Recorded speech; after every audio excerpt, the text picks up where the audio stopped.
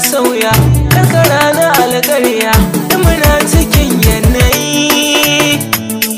Idan na da ran cefe da wake komai da lokaci haka zancen yake. Mai haƙuri shine yake tura yadda ke.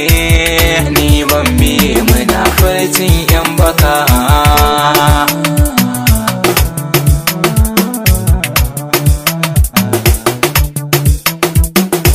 Ni mamaki nake na masu halin dandaka, komai in za su yi sai su ce daka. Rayuwa sannu haka bi har farraka, shi zama da juna lafiya murke haka.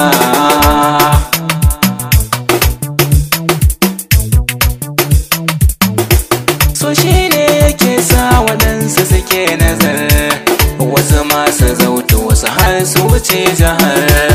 Aikin kwarai da shi ne aka alfahar, ko ya mace labari na sa'ar rika.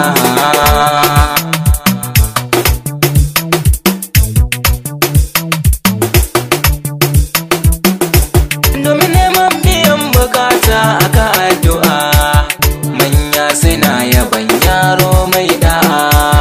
Na lura babu mai san ai mai ba'a, domin hakan yana sa ta talbaka.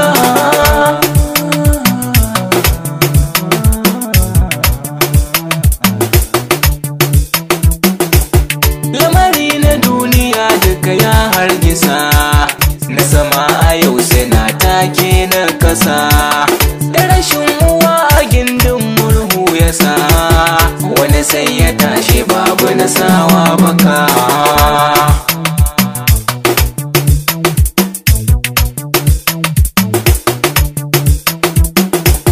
Masu arzikin ƙasar mu da ku yau nake, gun taimakon marasa shi kun rike. Masu ku ƙara na ce kar ku sake, Allah yana taimakon mai taimaka.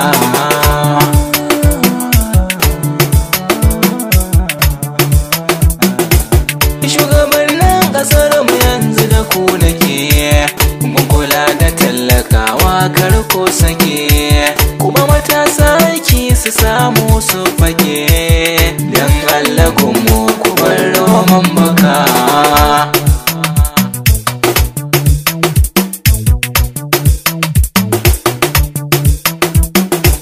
Ya kuma Ibrahim waka